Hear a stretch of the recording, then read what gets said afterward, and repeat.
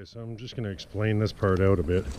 So we put the 3 in the back, and we didn't pin out the far corner ones. We came in a bit. I've tucked them under. We came in one loop.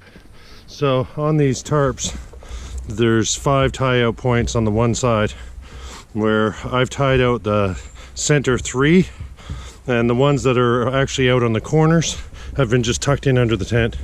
Now the thinking really is I want to step in from the door. This is an extra one on this side. I want to step in from the door 1 grommet, or 1 tie out, sorry, and I want to make it 90 degrees when it comes to the squaring up to the back as much as possible. So I want a good 90-degree corner coming off that.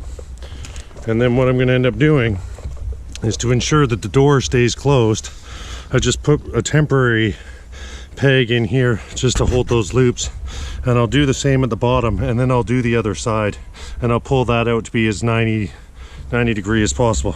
So as you can see, here's the kind of corner of the tarp, if you will. I stepped over a tie out, and I'll peg that one down, and that gives me my doors that I can open and close. So like I say, this will just be a temporary one that I put where the doors are going to end up being, and that's just to ensure that the doors are fully able to close later when I set things in. So this really will just come out in no time, or adjust, that kind of thing. But either way, it's temporary at this point. So you can see here, by having the tent peg in on the one door, that allows me to apply my tension and set in my final corner peg. And I can ensure that this door will pretty well stay absolutely shut when I want to close it. So as you can see, the tarp starts to take on much more of a tent look and feel, if you will. So the doors close, not entirely, because you are still dealing with a tarp, but for the better part of things, it'll keep the weather out. Now you can see it's a little bit loose in this area. I'll hook a gator clip on and pull that out to give a bit more tension onto the tarp and to give a bit more room on the inside.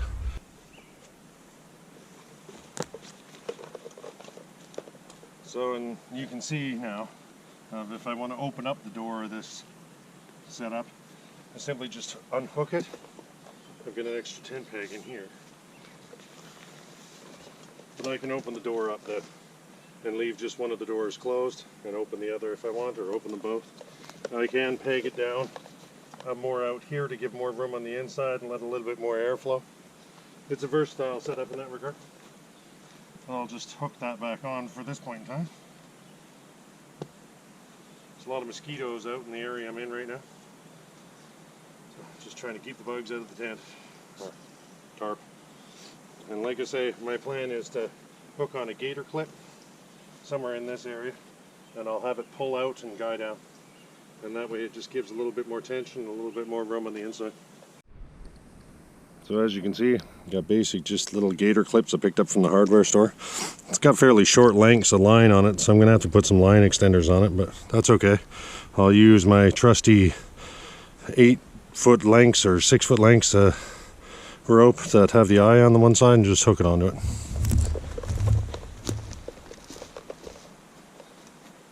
So the thinking really is I'm gonna come up, say about there. Put my gator clip on it.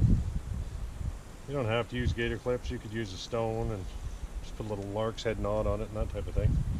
But I have these out of ease of convenience. But you can see the length of the tie out is very short on these. I normally in the past have used them for other things, so I'm just going to put an extender on there. And really the little gator clips have an eye already tied onto them. I'm just going to hook one eye to the other and loop the tail through itself and the tag in.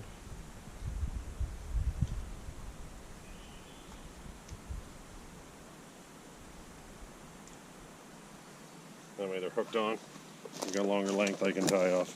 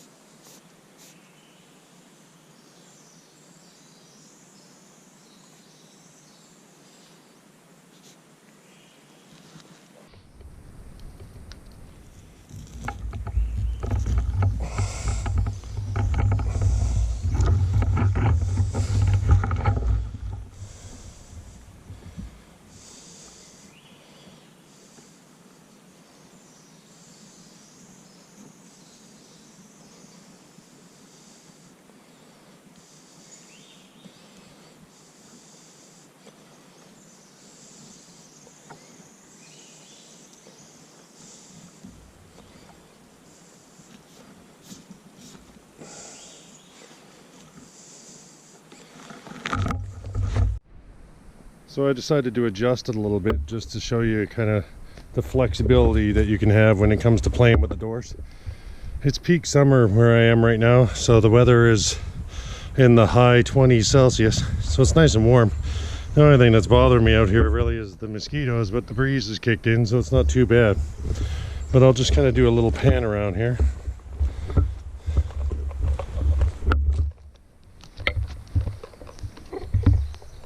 So like I say, if the weather was really terrible and it was raining heavy, I could turn around and close up those doors. Given that it's warm and a bit breezy, I can leave it more like a, you know, teepee entrance, if you will, in that kind of regard. I could put additional lashing points here and tighten that down if I really wanted to, and just have it that you had to crawl in. But I do like having the flexibility, just being able to open the door and walk into it. Okay, so I'll show you the inside now. Like I say, I was just using a tent peg to kind of lock the doors. And as you can see, as soon as you pull that tent peg out of there, it opens up, big enough for you to easily get into. So, this is the corners of the tarp where they've just been tucked in, and it can form kind of a pseudo ground sheet if you needed one. I won't be needing one because everything's bone dry, but as you can see, it's amply big enough for 2 people to camp, potentially 3 people to camp into. You know, it's about 6 foot wide, 6.5 foot wide, maybe 7 foot, and about the same deep. So it does create a half decent kind of, you know, area that you can put your gear into and, you know, keep everything dry, get a couple people to sleep in there, that kind of thing. But I'm going to move on to the next part of the video.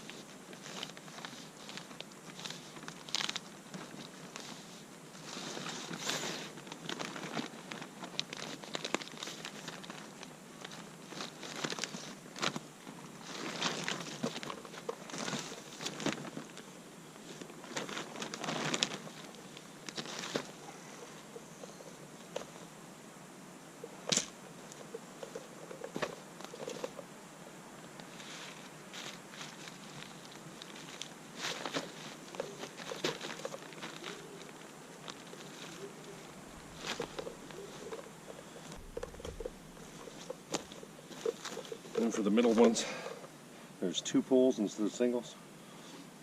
You got to twist it and then snap it in place.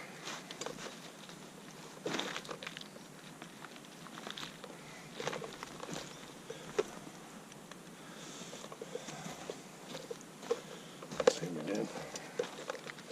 Stand on the edges to brace everything.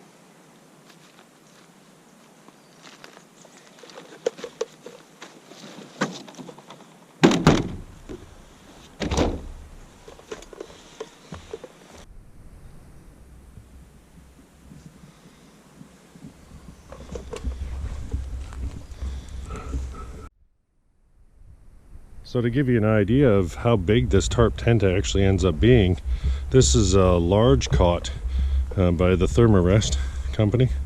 It's, I believe, 6'3" in length, and it's 2'3" or 4 inches wide. So it's a large cot. It definitely takes up a fair amount of space, but as you can see, there's amply enough room in here to have a second one of those cots if you wanted. Or you potentially, instead of having cots all together, you could pack 3 people in here easily. And when it comes to the length of it, as you can see, there's definitely enough room when you have the doors kind of half open. There's enough room you could put a bag in if you wanted to. But either way, it's just nice to have the cot get up off the ground. So it's a Mylar cot, so it reflects the body heat back at you. So I like it for that. It makes, ultralight cot, and it makes it warm on you when you're sleeping.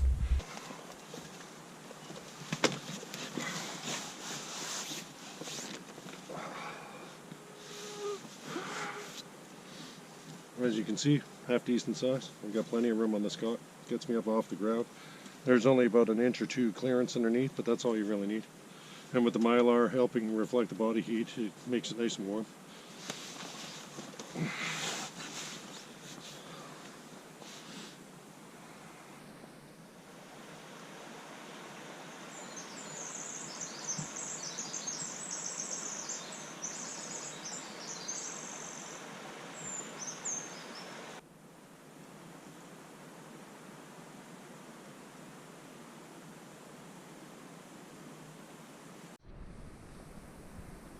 Okay, just toss my sleeping bag in and let it fluff up and do its thing. I'm just going to close up the doors, keep the bugs out, and that'll just be ready for later. Okay, well, I think I'm going to stop for a coffee break at this point in time. I feel pretty lucky, really. I had John from over at Beach Camp Coffee Company has generously given me a few of his packages of ground coffee beans that he roasts himself up in Port Renfrew in British Columbia, Canada. So I've heard that these are top shelf coffees, and I can't wait to try. So John's given me a small town roast, which is more of a medium dark blend, and he's given me a botanical bold roast, which is on the darker side of things. So this is artisan roasted in Port Renfrew, British Columbia. So I'm going to stop and do my coffee break, and I'm going to cook off coffee, and hopefully it's delicious.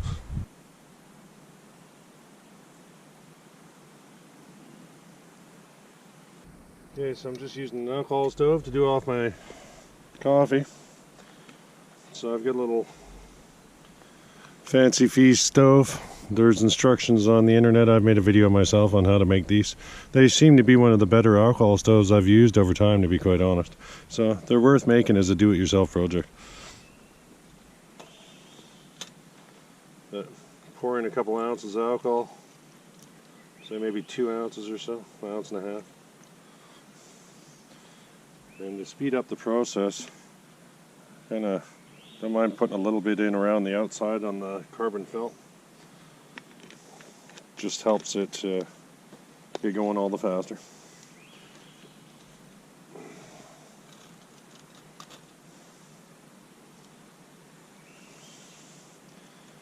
Just get my ferro rod out. Use the saw blade on my pocket knife for my striker. It seems to work well.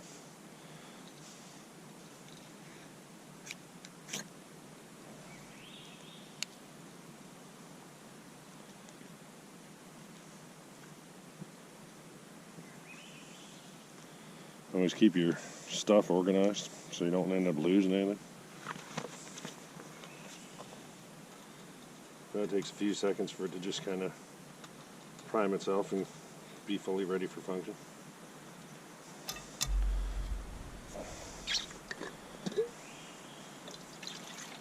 I'm going to be doing camp coffee where there is no filters or any of that business, so for people that are wondering when they're camping, without taking along all these filters and everything else, how do they successfully pull that off? Stay tuned.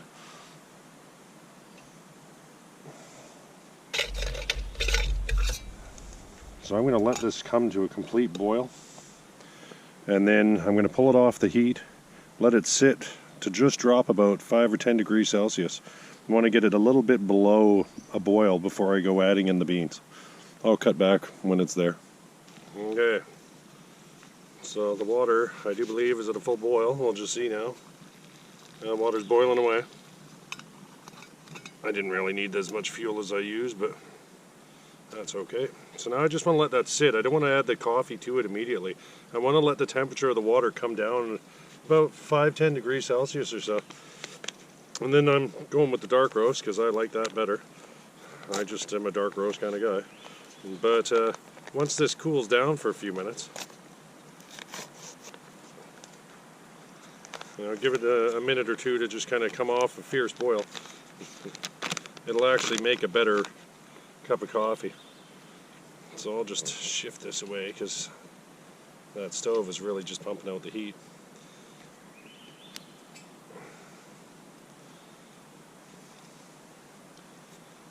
So like I say, I'll just let that sit for another minute or so.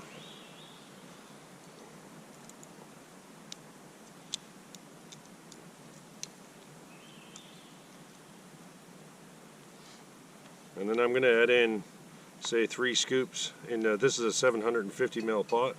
I've got it filled up maybe about 500 mils. So I'm going to add in probably 2.5 scoops, maybe 3 scoops. I like a good strong coffee too. So, and then I'll show you the next step. I'll cut back. Just add in a couple hefty spoonfuls.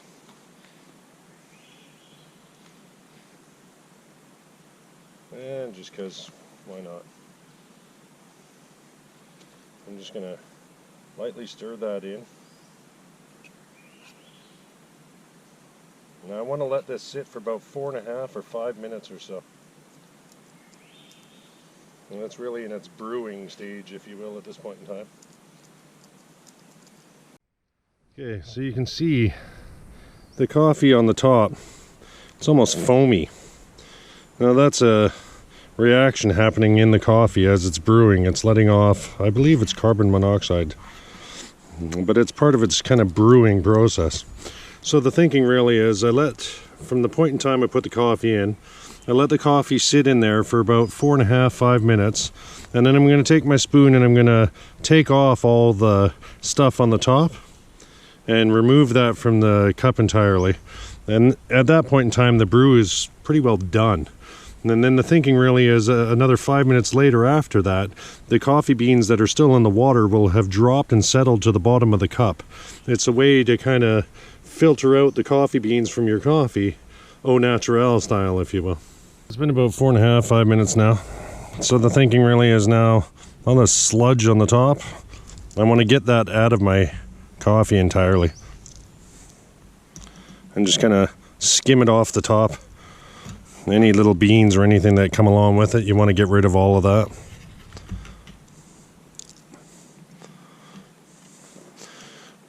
And then I'll let it sit for another 5 minutes or so. And then I'll slowly pour what's remaining into my actual coffee cup.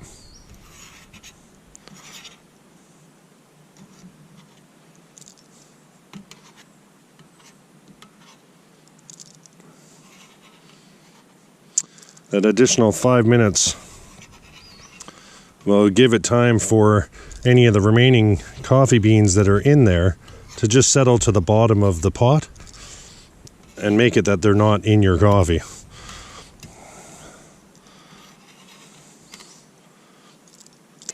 Okay, so it's been about 5 minutes now. So now the thinking really is I just want to really slowly pour my coffee into my coffee cup.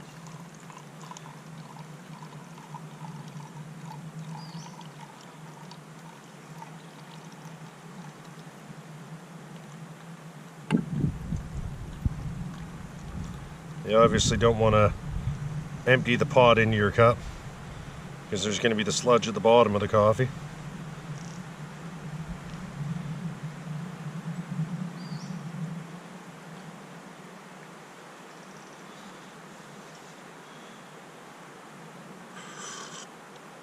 Oh, delicious. So that's how you can brew off your coffee without having a pound of beans sitting inside your coffee cup as you're drinking it.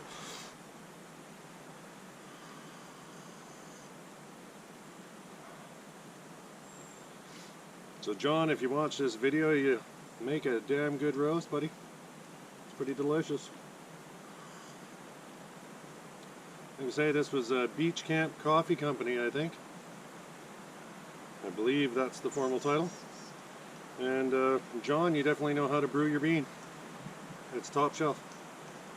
So I just drained off all the water that was in there pretty well. There's just a tiny bit.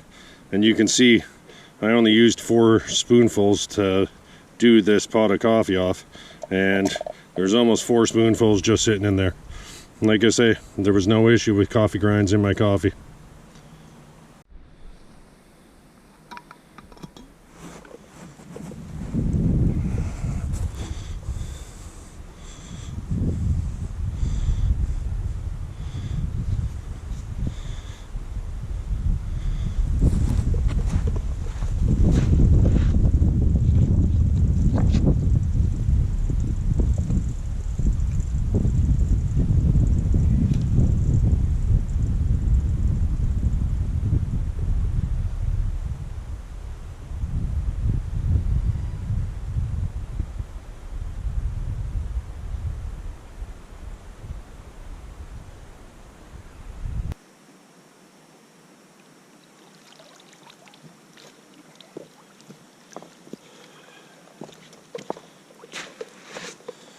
Just to make sure no large particulate get in to the water.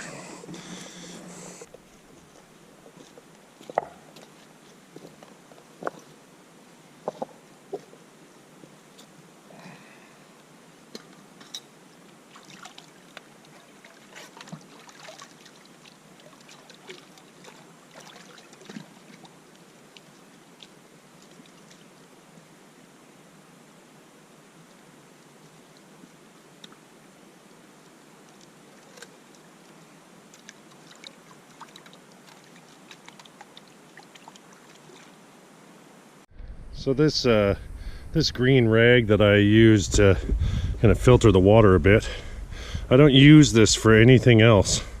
You know, I keep separate rags if I want to clean the dishes and that kind of stuff. This rag's whole purpose is just to make sure that when I'm pulling water from creeks and rivers and that type of stuff, no debris gets into it, and I try to keep it as clean as possible when I'm out in the field. Okay, so I'll use this pot, or this water bottle, if you will, the cooking vessel in my perspective. I'm going to use this. It hasn't been on a flame yet.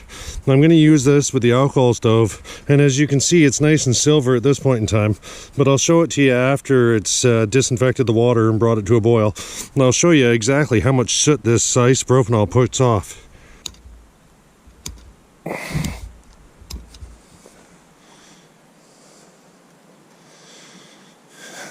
think it takes less strikes with a ferro rod.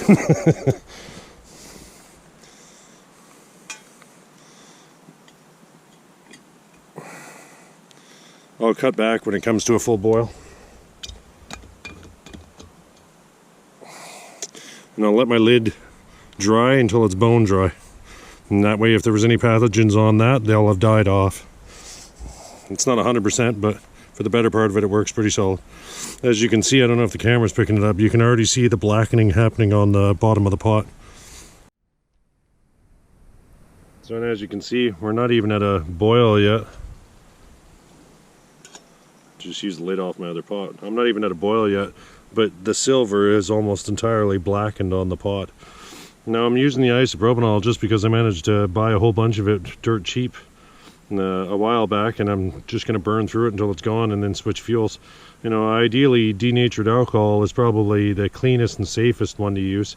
I've used methyl hydrate as well. I find it burns a little faster and a little hotter. It doesn't last as long as a fuel, but it does have toxic off-gassing, so you have to be careful when you're using that in well-ventilated areas and that kind of stuff. You know, all in all, the denatured alcohol is probably the safest.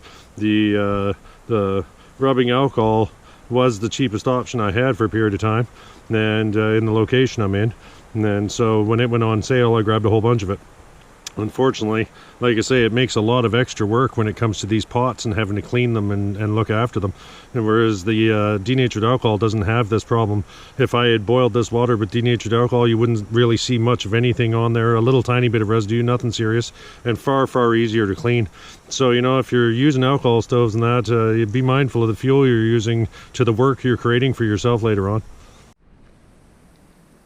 Okay, so I've disinfected my water now.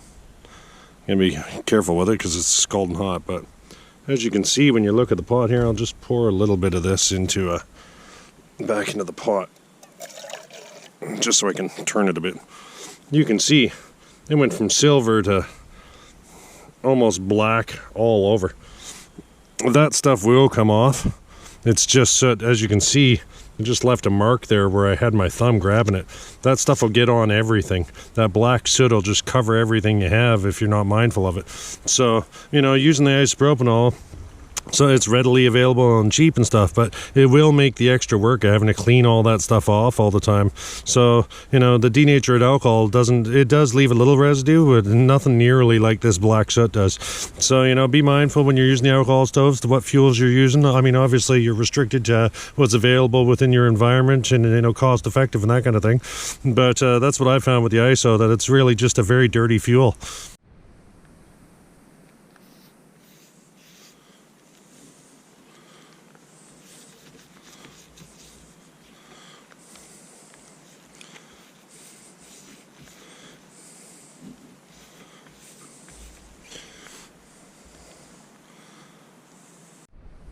So I've mentioned it in previous videos, but you know, when it comes to being out in the woods, a bit of cloud cover in that, I don't know if the camera's getting that okay, but the temperature's dropped about probably 10 degrees Celsius. Being in the forest and having a bit of cloud move in and a bit of cool breeze, and the temperature can change quite rapidly. You know, the area I'm in, 1 hour I can be in 20, 25, 30 degrees Celsius weather, and the next hour you can be down in 5, 10 degrees Celsius just by the conditions of the weather changing. You know, I'm sure as soon as I step back out in the sun it'd be warmer again, but you know, that's the kind of stuff that goes on when you're out in the woods. You got to be mindful of it and bring layers when you go to make sure you can adjust accordingly as the hours go on.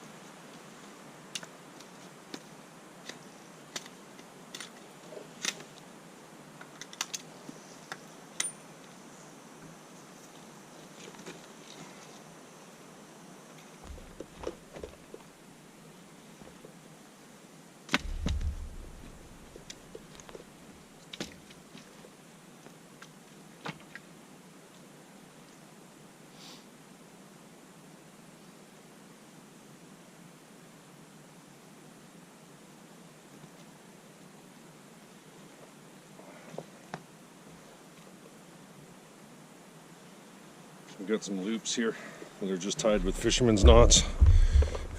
I just gotta loosen these off because I need a few hanks of rope, or strands of rope if you will, cordage. So I'll cut back after I de-loop these.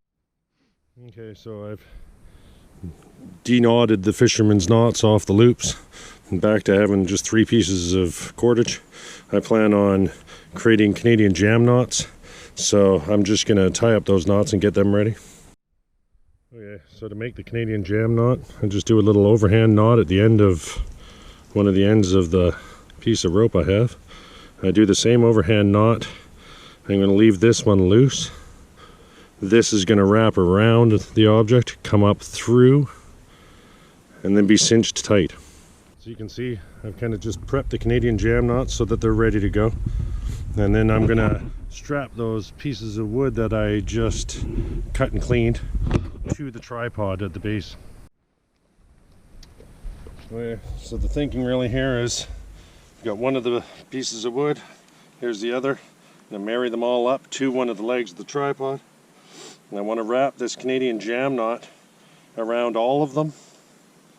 And then I want to feed the tag line up through. And I want to kind of shift that overhand knot closer to the end.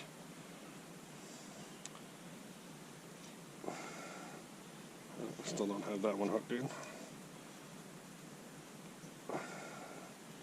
And I've got all 3 of them now. And now I want to let that Canadian jam knot do what it's designed to do, to cinch down on those pieces of wood. And then I'm going to take any extra and just kind of wrap it and just tuck it inside to make sure it's nice and neat. So as you can see, the Canadian jam knots just kind of cinch those 3 pieces of wood together. It's not a super strong hold. I've done it to each one of the legs, but it's enough to just make sure that they're taut onto each other. So like I say, it's now a more firm structure. You can pick it up, move it around. It's not going anywhere. You could do more advanced lashing if you were to make this a more permanent thing. This is only temporary, just to show example. So people that have watched previous videos of mine know that I like to carry lots of these loops of cordage. I always have a pile of them in my bag. I find them extremely useful, so I'm going to be using these in this project. Okay, so the thinking is I've got 15 of these loops. I'm going to put 5 on each side. 3, 5.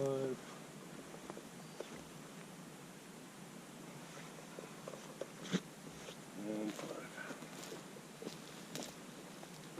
Now all I'm really going to do when it comes to these is just lark heads them, use like a lark heads knot. Just hook them on.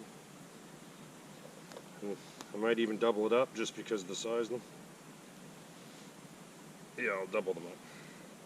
So depending on the diameter of the sticks that you're lashing to, you might have to adjust how many times you loop through, but it's not a big deal. It's almost like in between a lark's head and a prusik loop. And just literally taking the loops, feeding them around once, then twice, and pulling it. So I've got a point to strap on to. 1, 2.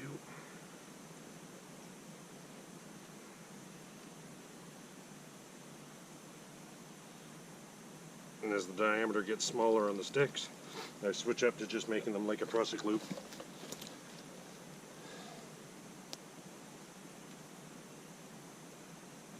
Where it's 3 times around instead of 2. So if the sticks are big, you only have to do a lark's head. As the sticks become smaller, you switch up to more a prusik loop style. Oh, I got a visitor. So I'll do that to each one of the support legs, and I'll cut back.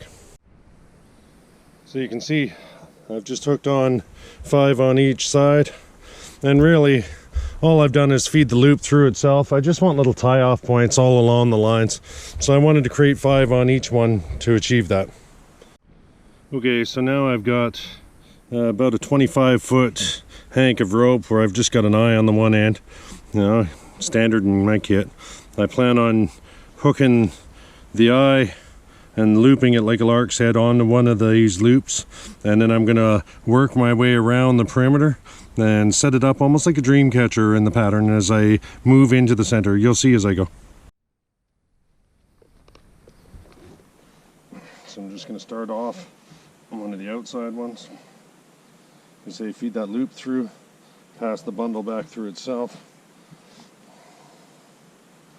and then just set it on, and that way I'm hooked onto the first eye. Well, this isn't going to be the most elegant for camera, but the thinking really is it's going to be a little messy. But now I have to take this hank, and because these eyes are too small, I can't feed the hank through. I've just got to feed the line through, the tail line, tag line. I'm going to go around each one and just hook it through.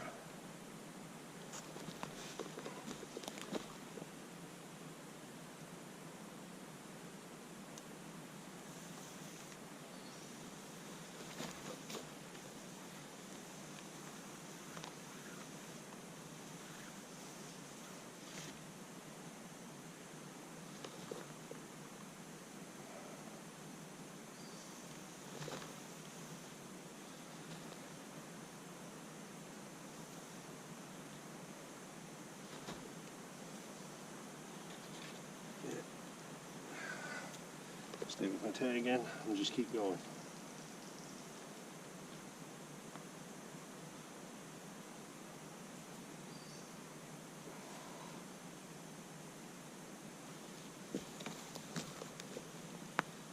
And this is where, like I say, it's going to get a little messy just because it doesn't cleanly feed the entire hank through where I can keep it all small and tight. And unfortunately, it's just the nature of how this comes together.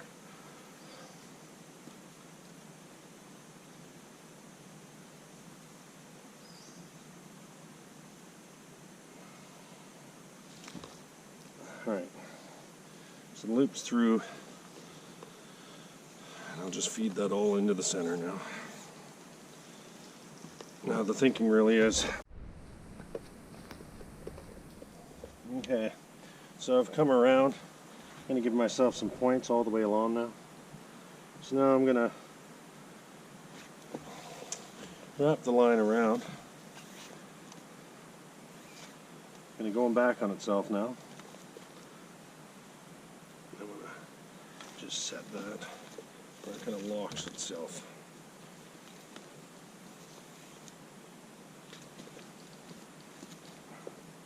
You can do the same on the next.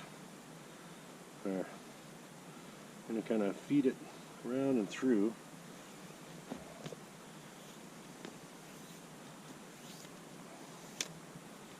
But I want it to lock on itself. So I want it to kind of get back and hook on itself. I don't know if the camera's catching that alright, but I'm going to do that for every single one as I go along.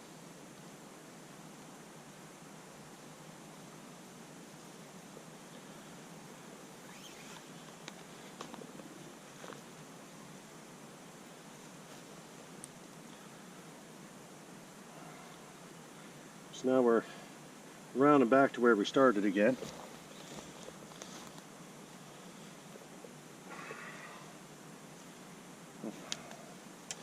It is far easier when you have it all done up as a hank, but it is what it is.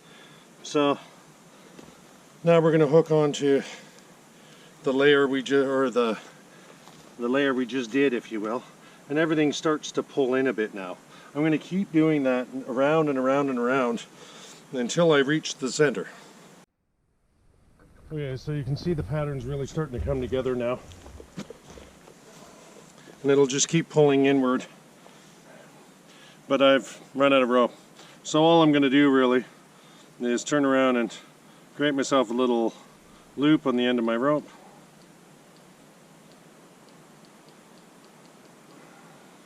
Then I'm going to take another hank of rope. I'm going to feed one loop through the other. I'm going to feed the hank through its own loop and then set it back on that line, and now my hank is hooked on. So now with the hank I can turn around and just carry on my pattern.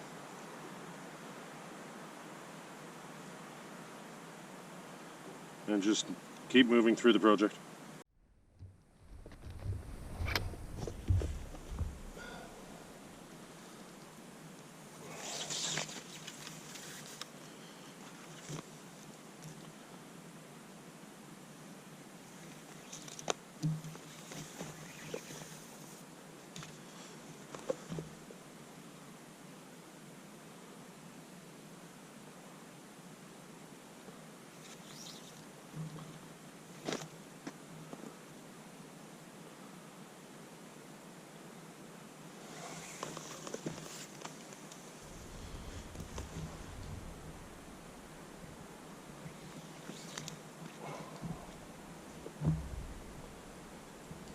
See, now it starts to get hard to get into some of these spots now. So the thinking really is at some point in time we're going to have to break our pattern because it'll just get too tight to actually fit into the pattern anymore. And at this point in time we're getting fairly close to that. It's getting hard for my little fingers to work into these spaces. So then we're just going to keep weaving it and allow tension to kind of tighten off the center area. That's the plan. But you know, try to weave the pattern as far into the center as you possibly can before it just becomes too difficult, and then just kind of improv it and to finish it off at the end if you start having difficulties finding space to do things. Okay, so I weaved the pattern as far as I could, and then when I got into the center, as you can see, it starts to just kind of lose a bit of context in the center to the pattern, and because I just started coming back with any surplus rope I had, and I filled it in so that it filled in as much as possible and kind of broke my pattern. But then I just kind of came back and filled any larger spots. Like here there was a larger opening, I wanted to make sure there was a bit of rope crossing there. There was a few other spots, and then I just came off and tied back on with a half hitch onto one of the support points, if you will, and just kind of lashed it up to keep the rope out of the way. But now you can see we have a rope table, so it allows you to kind of get up off the ground using just paracord and a few sticks. So now people that have watched previous videos of mine have seen me do a similar setup with a triangle piece of fabric. So I'm going to tie that into this, where I'm just going to have it sitting as a layer above.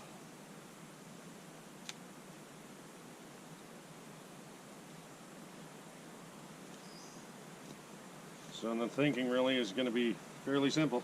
I'm just going to turn around and half hitch it on.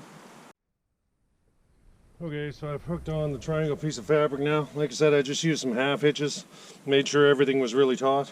And, you know, this is a lightweight setup. I can pick it up one hand, move it around. But now it gives me a two level table. So, you know, you can throw things like socks that you want to air dry, or jackets or anything like that on the bottom layer. And then when it comes to the top layer, small items like lighters and that kind of stuff, you know, things you don't want to get lost is easy. I shouldn't have done that. There was soot all over that container still, but, you know, such is bushcraft life, right? Things are going to get dirty. But you can see it works fairly well. Like I say, lightweight, portable. Took me about an hour and a half to put it all together, including tying on the triangle and putting the tripod together and everything. So, you know, realistically, I know it looks like a couple minutes on the video, but it doesn't take that long to do these types of things, but definitely handy for when you're out in the field. To grab a couple more twigs, branches I should say. It's getting late in the day now. We're getting past dinner time, I do believe. And I got caught up in wanting to show you guys all sorts of different things.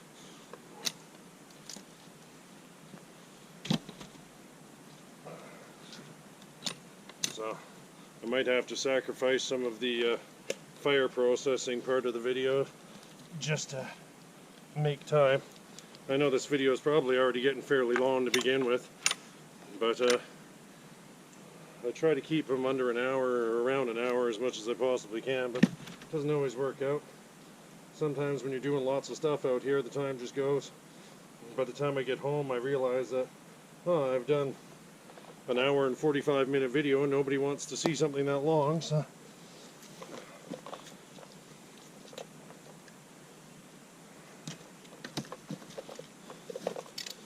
So I might have to shave some parts, but that's okay. Shouldn't be a major issue.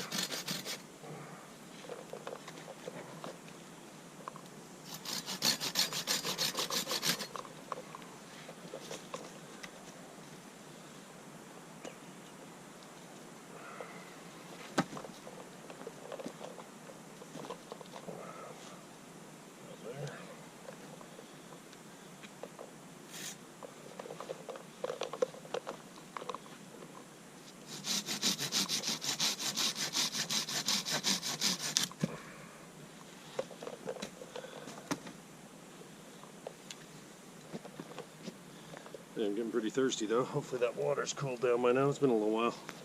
So, last I checked it was lukewarm. Really wasn't keen on that at this point.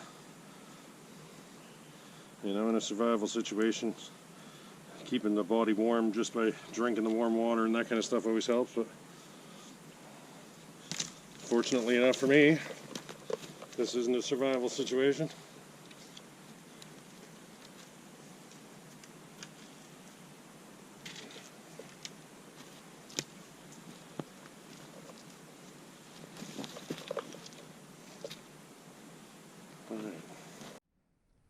So I think that'll be the rough location of the fire.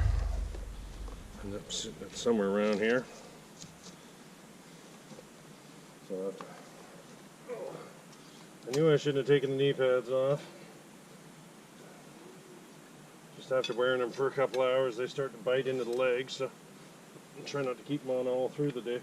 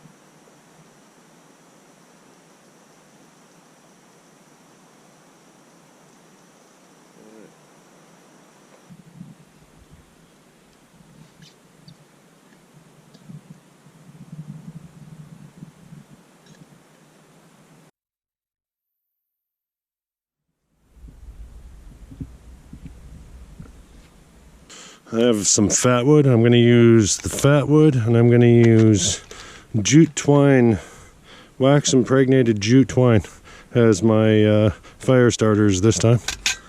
I've been doing the cedar bark and stuff over the last couple of videos. I thought I'd change it up a bit. Alright, well, let's get the fire going.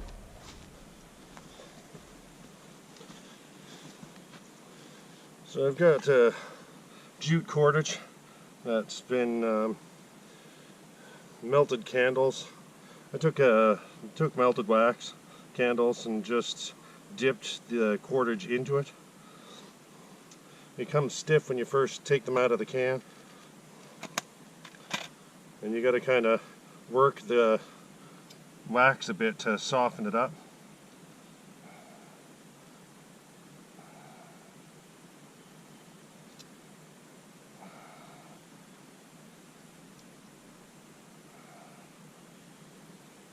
Want to kind of expose the surface area of it as much as possible.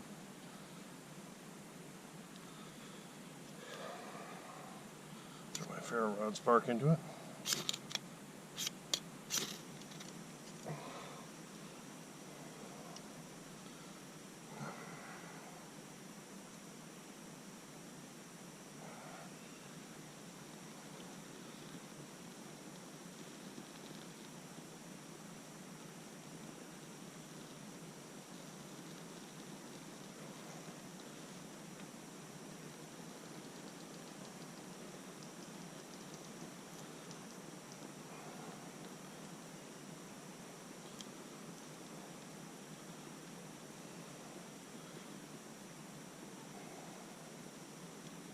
You can see the jute cordage helps get the fat wood going pretty easy.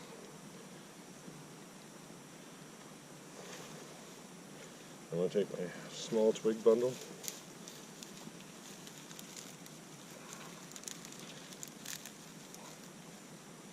See if I can get that ignited.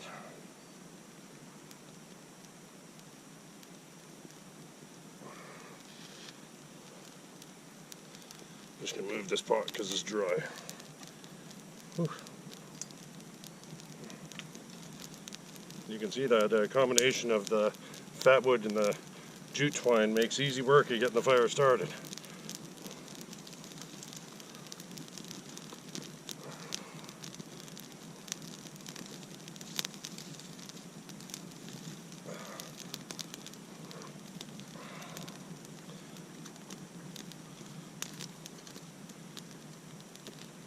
You don't want to be all super organized when you're putting on these smaller twigs. Fires love chaos. Don't make it organized. Make it that there's air can flow through it and stuff. You want to have lots of holes and openings and random positions of things, and just lets the air move through it. There you have it. Fire started easy this time. I knew I had a lot of stuff that I wanted to show in this video, so I wanted to make the fire and wood processing and all that as quick as possible, just so I could get on with other things, if you will. Let's see if I can get a few of these larger small pieces going. Bob's your uncle.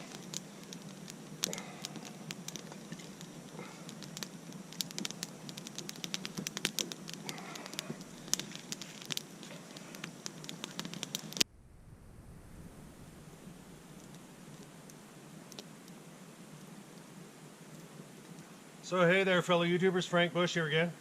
Thanks for tuning in to another one of my bushcraft adventures. As you can see, I went with the tripod and grill over the fire this time.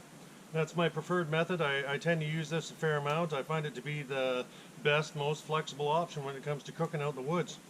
But it was good to get enough time in to build this little two-level table.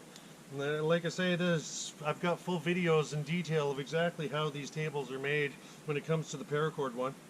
And the triangle piece of ripstop nylon I sewed a month or two ago and just put some tie outs on it so I could hook on some paracord and that kind of thing.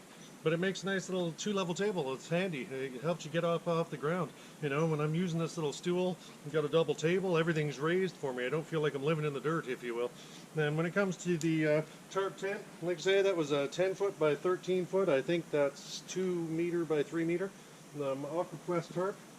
It's a little on the heavy side for the tarp itself, but it's a heavy-duty tarp. I don't mind carrying the weight if I know I'm going to get the durability. But as you can see, there was no cuts or anything. It was just origamied into position. And it makes a pseudo tent, if you will, so it's good in that regard.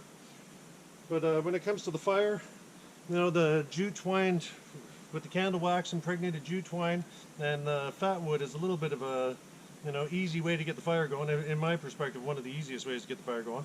But I wanted to kind of do that this time because I knew I had all these other projects that I wanted to do and put them into the video, and wanted to cut back on my wood processing part of the video a little if I could get away with it. So for the people that enjoy me watching, you know, enjoy watching me cut wood, you know, maybe next time in the videos. But if you enjoy this type of content, like, share, and subscribe. You know, there's a couple more scenes coming.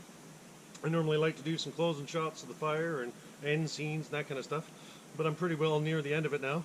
But if you enjoy this type of content, like, share, and subscribe, and thanks for watching. Cheers. So I know there's certain people in my videos that always want to see how the steak turned out.